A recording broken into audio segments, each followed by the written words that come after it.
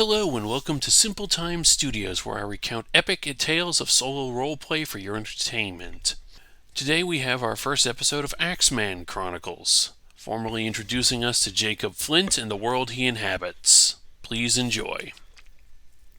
Jacob Flint was just finishing putting dishes in the sink when his phone rang. Pulling it out of his pocket, he checked the number before answering. It was Sheriff Quimby's office. "Hello, Sheriff, what can I do for you?" he asked as he put the phone against his ear and let the dishes soak in the sink. "Jacob, it's Carol. We lost 2 kids in the woods and Quimby's asking for you by name. You in or out?" Deputy Carol Summers replied. Jacob sighed.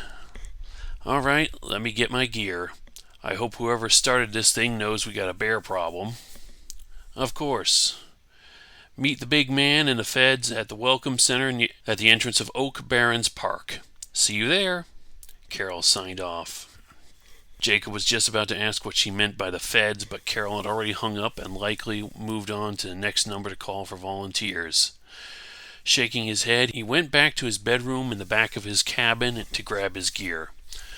Looking out the window at an old analog thermometer hanging on an awning outside, he noted the temperature and shook his head. 60 degrees Fahrenheit today. Looks like another cool day. Putting on boots and a camouflage jacket to match his camouflage pants, Jacob finished getting ready. Grabbing his knife, hatchet, and go bag, he made one last stop in front of his gun safe. Flicking the dial on a mechanical combination lock, he entered in a day he would never forget and opened the safe. A double-barreled shotgun and a hunting rifle rested inside on the rack next to several boxes and loaded magazines of ammunition. He took out his hunting rifle, shouldered it, and pocketed 4 loaded magazines of ammunition for it.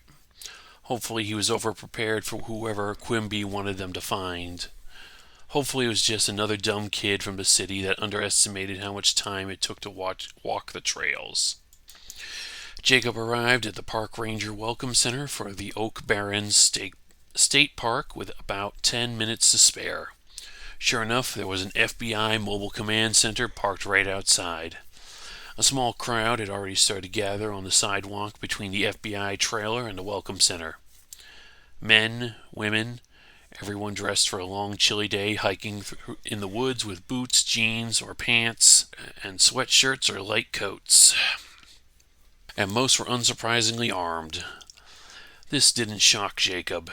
It was still early enough in the autumn that the bears and wolves were out hunting to bulk up before hibernation. Especially the bears.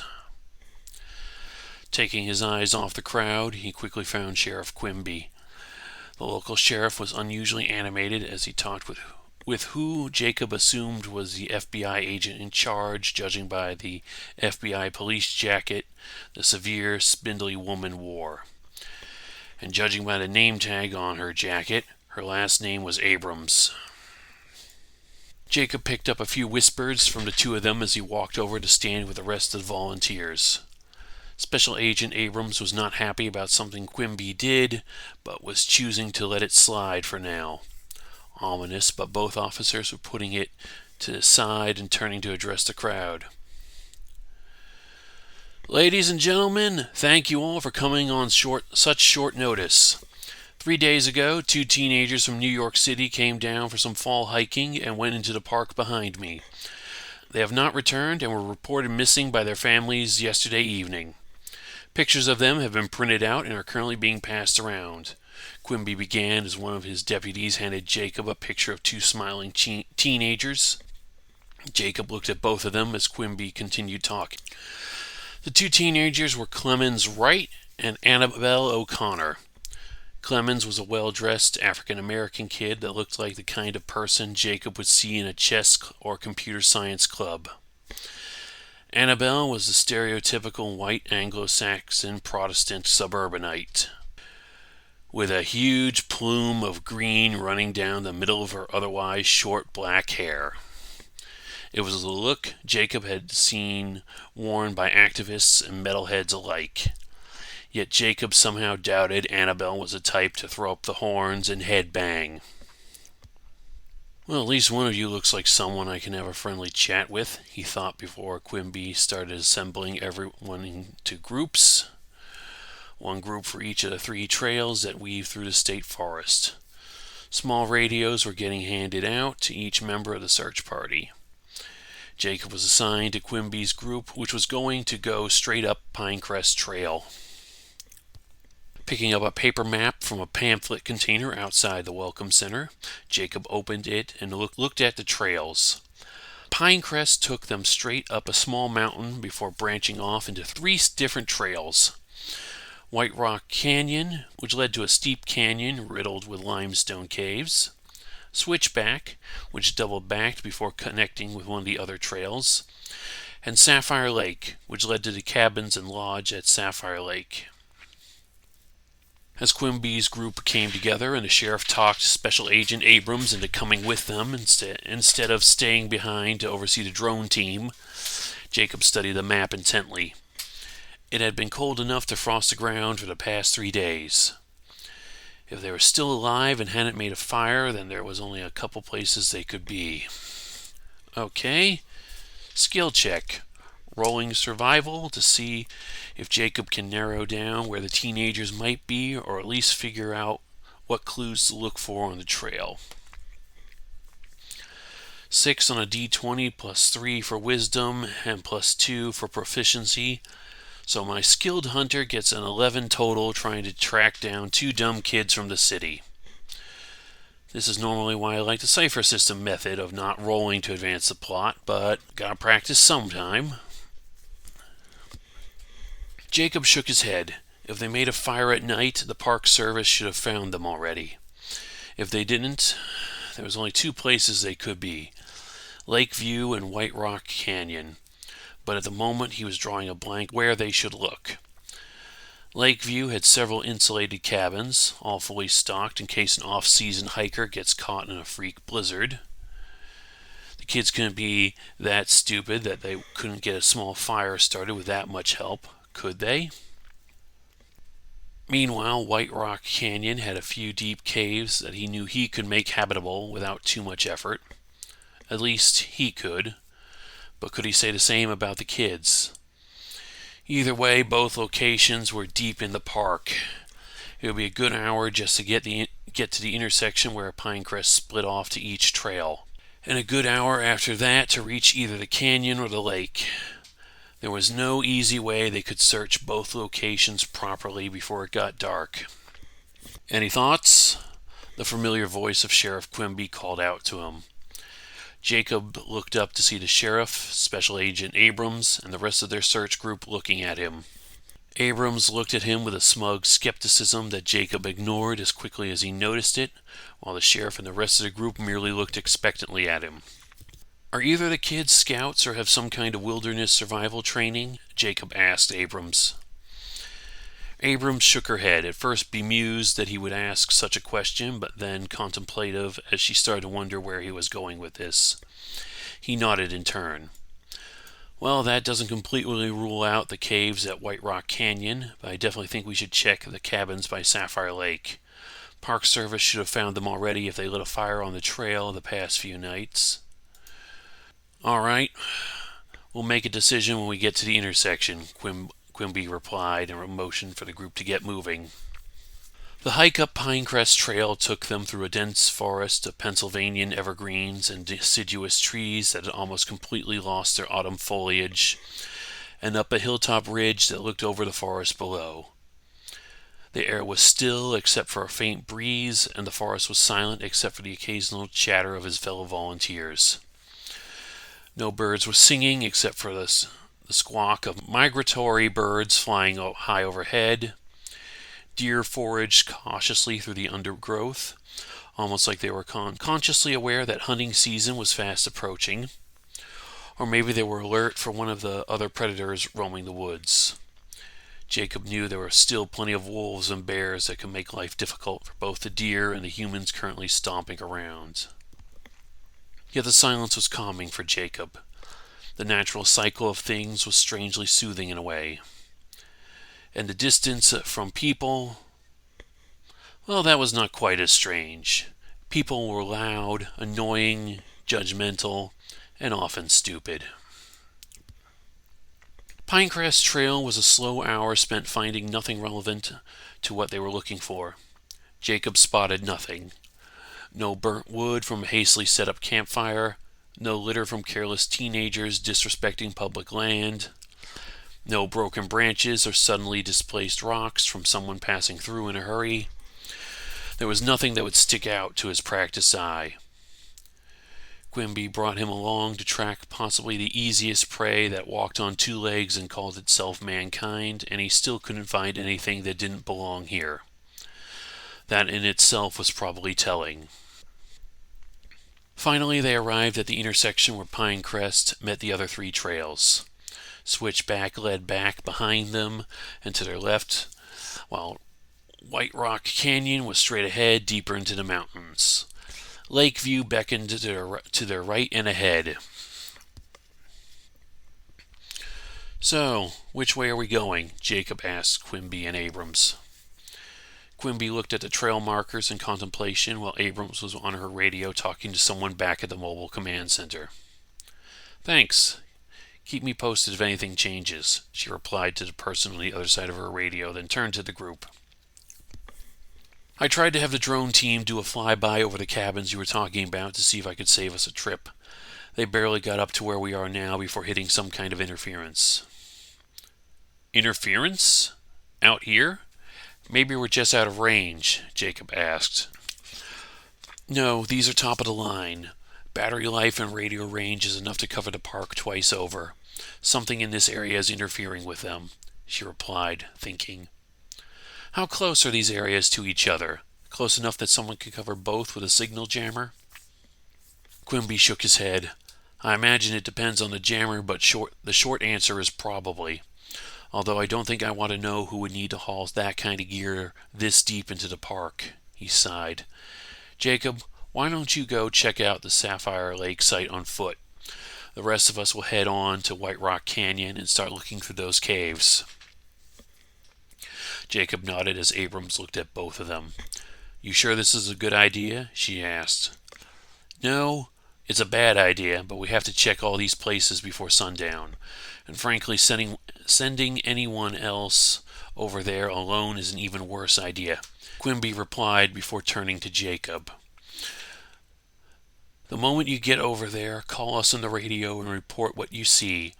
I don't care if there's nothing to report when you get there. Call us and tell us so we can cross that location off." Jacob nodded. "All right, talk to you soon. And if there's nothing at Sapphire Lake, I'll backtrack and meet up with you in White Rock Canyon," he replied as the group split up.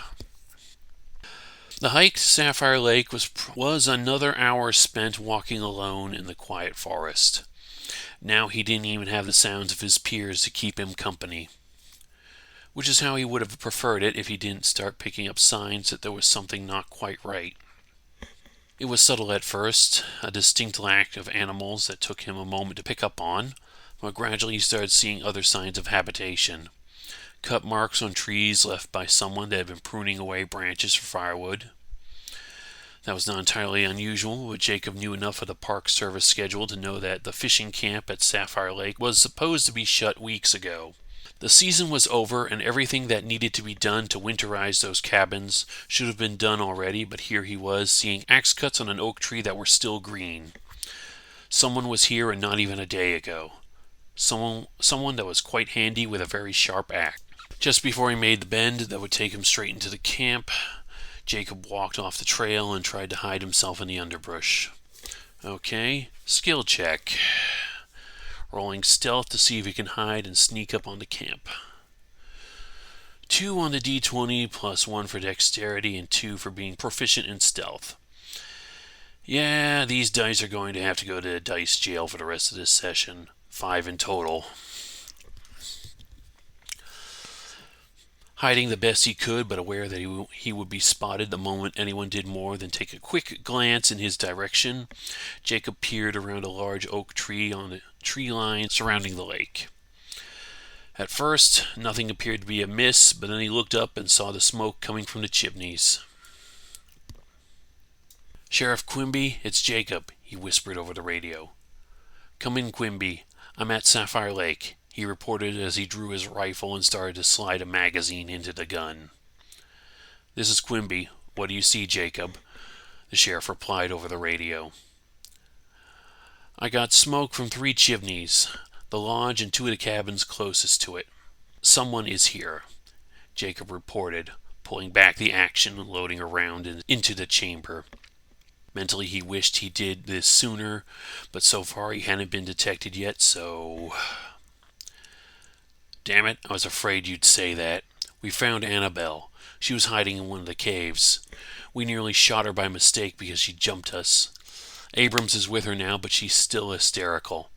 Best we could get out of her is that Clemens is still somewhere at your location, and there are 4 people holding him captive. I already told the other groups. We're all heading your way, so just sit tight and don't get..." "Your blood will be delicious!" a voice screamed in his direction. Rifle in hand and wishing he took his shotgun instead, Jacob turned and faced the direction of his attacker. There, at the foot of the stairs leading to the front of the lodge, was a lanky, pale man with long black hair and an absolutely crazed glint in his green eyes. A large wood axe flecked with specks of dried blood was held tightly in his hands. "Okay, first combat, kiddies. Jacob versus Axe Maniac. Alright, we're going to use a crazed maniac stat block, except I gave him a big honking lumberjack axe. No surprise round because Jacob flubbed his stealth roll and Mr. Maniac decided to run his mouth. Rolling initiative. Axe Maniac gets an 11, and Jacob gets a 6. I hate these dice too. Taking the initiative, the Maniac broke into a full run and cut the gap between the 2 men in half in a single round. His axe was raised up over his head. There was no doubt what he would do to Jacob if he finished closing the gap. Jacob took aim and fired a shot. Okay, rolling for attack. 10 on the d20, plus 1 for dexterity and 2 for proficiency. 13 attack against a 10 defense. 10 on a d10 for damage. Thank you. The bullet connected with the Maniac's shoulder and pierced it. Blood started to ooze from the wound as the Maniac staggered back from the impact. Clearly, feeling pain was not as common as inflicting it for the attacker. Practiced hands quickly worked through the bolt action of his rifle as Jacob scurried away to hide behind another tree. Peering around the tree, he quickly sighted his opponent and stared with cold concentration. Okay, as my bonus action, I'm spending a focus point, 2 left, to use Hunter's Mark on my opponent. Okay. Still dealing with a throbbing pain in his shoulder and with nearly a third of his metaphorical hit points vaporized in a single hit, the Maniac ran and dived for the cover of a nearby picnic table that had been flipped on its side. "Intruder! Intruder! Help us find him, Eyes!" Listening carefully from where his opponent was hidden behind a picnic table, Jacob aimed and fired. Okay, attacking with disadvantage, so I don't get my proficiency bonus. Or at least at the time, I thought that was what that disadvantage means. Plywood furniture has an AV of armor value of 1. My rifle has a penetration value of 4, so the attack goes through. I roll a 12 on a d20 and add my dex of 1, so 13 again. 3 damage. Jacob shot through the table and got a grunt of pain from the attacker for his trouble, so he quickly chambered in another round and fired again through sheer determination. Okay, using my Hunter's Mark ability to attack as a bonus action. 19 on the d20 and plus 1 for an unnatural 20. 8 points of damage. 8 plus 3 plus 10. 21 points of damage done so far. The Maniac has 11 HP left. Jacob was just about to get up and scoot again to another hiding spot when an electronic voice squawked from somewhere overhead. "He's at the tree line by the picnic area, and he's only got 3 shots left before he needs to reload." Quickly processing this sudden development and giving an indignated middle finger to any hidden cameras, Jacob scooted deeper into the forest. Jammer disrupting the signal of any drones in the area, intercom system in a place that wasn't supposed to have an intercom system, and apparently security cameras somewhere as well. Guess one of the four knew their guns, tech, and how to count. Okay, and now in the sake of fairness and making things interesting, I'm going to use the Solo Game Master's Guide Oracle. Oh, mighty Oracle, will the other two maniacs arrive on this turn to get Jacob in a 3-on-1 fight? I believe it's very likely, so yes is any percentile between 1 and 75. I got a 20. Yeah, it's time for Jacob to bail. Come on! I see him! A second, unfamiliar voice shouted. Jacob peered around his tree and saw two more psychos heading in his direction. One cradling a machete and another holding a weighted engineer hammer. Seeing that the odds were completely stacked against him, Jacob turned and retreated. He needed to get help for this one. Okay, Oracle time again. Will Jacob find help in the next few minutes? I give him 50-50 odds of a yes, so I need 50 or less. Unfortunately, an 87 is not 50 or less. At least this set likes me a little better than the previous set. Jacob ran to the hiking trail, using his survival skills to leave less of a trail for his pursuers to follow. Okay, skill check, survival check against a DC of 8, the passive perception of his pursuers. 15 on a D20, plus 3 for wisdom, and plus 2 for proficiency. Unnatural 20, baby! Racing ahead on the trail, he deliberately broke branches and disturbed brambles before slowing down and disappearing off the trail. If they continued to just follow the trail, they'd never know that he went off it and disappeared into some bushes growing under a hole in the forest canopy. Keeping an ear open for his pursuers, he turned his radio back on. "Sheriff Quimby! Sheriff, can you hear me?" he whispered, cautiously peering through the bush to see if they found him yet. "Jacob, what's going on over there? We all heard gunshots from your direction." "I wasn't hidden as well as I thought. One of them found me and tried to bury a wood axe in my skull. Shot him 3 times, but I think he still's got some fight left in him.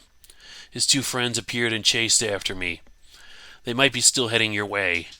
Watch out for a guy with a machete and another guy with a 4-pound hammer." "Thanks for the tip. We're all still a little ways out. Now that you lost them, try to stay hidden this time."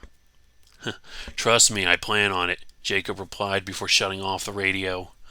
Lying prone on the ground, he tried to quietly spread some leaves over his camouflage clothes and swapped out his magazine for a fresh one.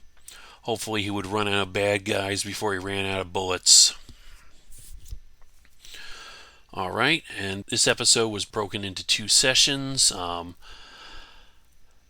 I briefly reviewed the rules, and I discovered that my hunting rifle can only be fired once per turn. So I shouldn't have been able to use my Hunter's Mark ability to launch a bonus attack, because the hunting rifle is a bolt-action weapon like I thought it was. Well, I'm still learning this system, so mistakes are going to happen. Alright. Jacob continued to lie prone on the ground. Hunting rifle pointed in the general direction of the trail leading to Sapphire Lake.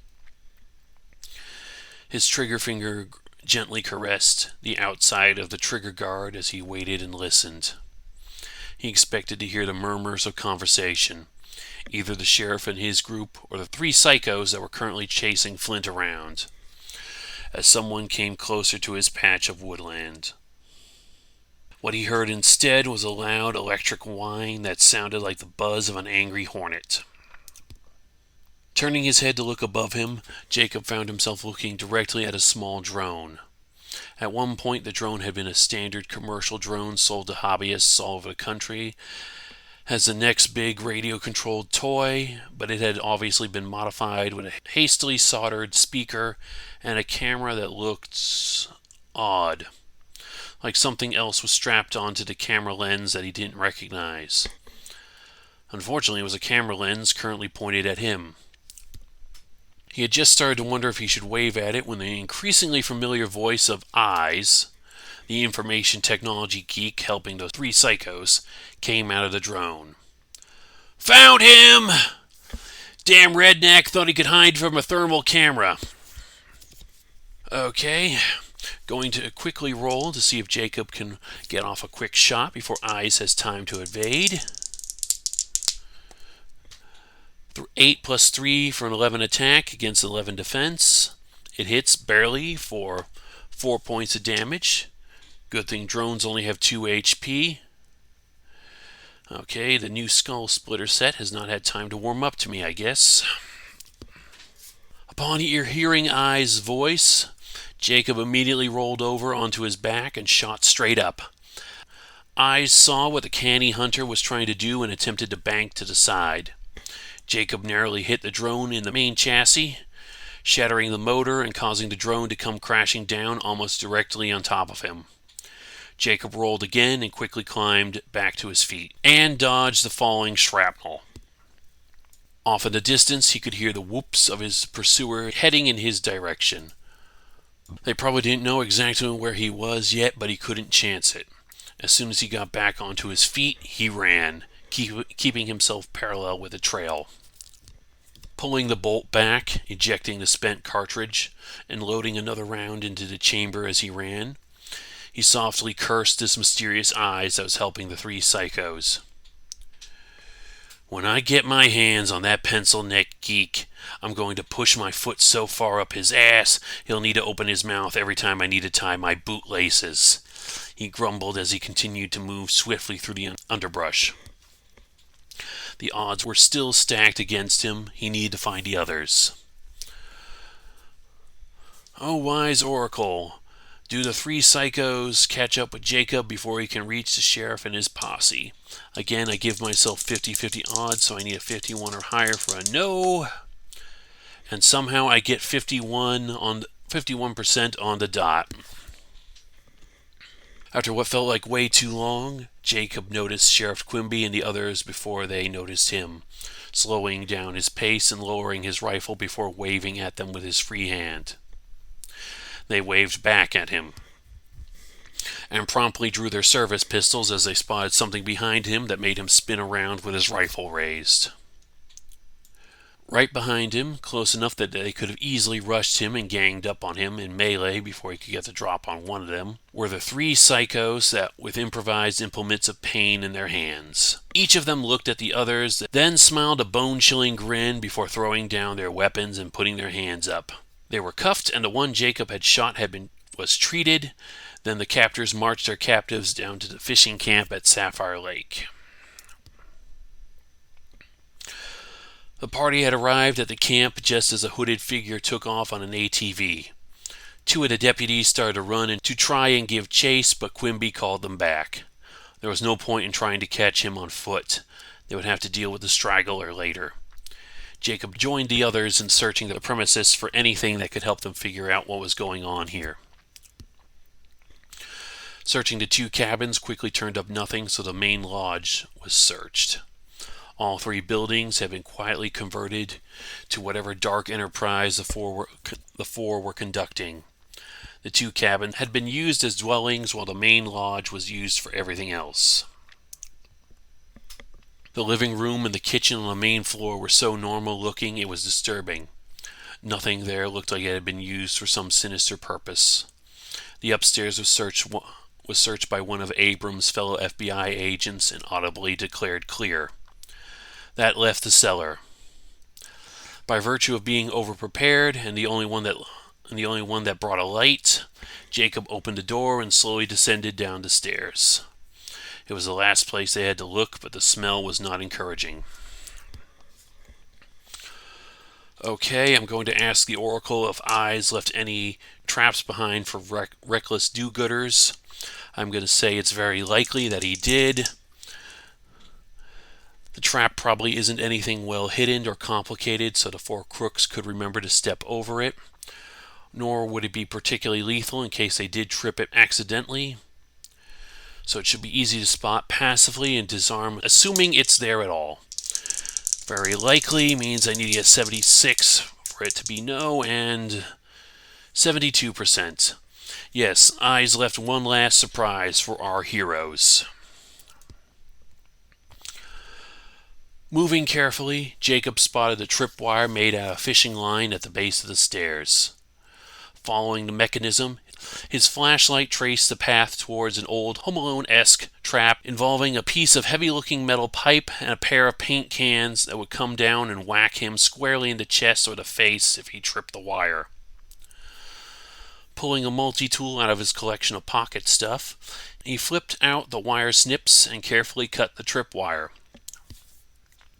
The trap disarmed, he stepped down to the landing and felt the wall for a light switch.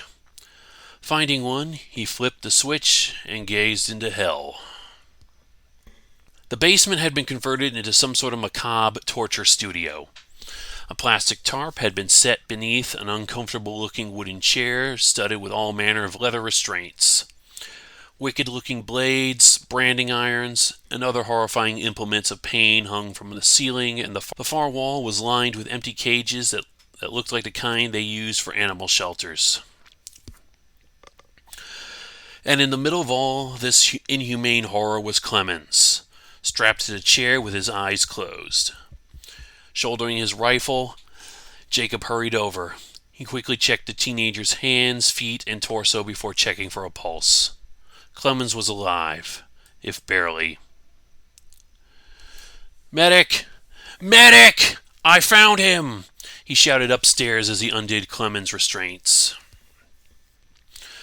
Clemens Wright stirred and opened his eyes as the search party made its way downstairs. There were a few exclamations of disgust and terror as the group saw the horror that Jacob witnessed, the medic quickly pushing Jacob aside to stabilize Clemens' injuries. But not before Jacob spotted a branding on Clemens' forearm that made his blood run cold. On Clemens' right forearm, just above the wrist, burnt into the skin, was a branding in the shape of an open eye with a sunburst for the iris. The very sight of it caused a phantom itch to appear on Jacob's own wrist. Taking a step back, he searched the branding irons for the one he knew was there. Pulling a handkerchief out of his pocket, he picked up the iron and held it up for Abrams and Quimby. "You need to talk to those 3 shovelheads upstairs and ask where they got this from." Still skeptical of him, Abrams rolled her eyes. "Your expertise has been helpful, Mr. Flint, but..." Before she could finish, Jacob pulled down the right sleeve on his jacket and turned his forearm towards her. There, on his wrist, having long since scarred over and finally starting to heal, was the exact same branding that was on Clemens' wrist.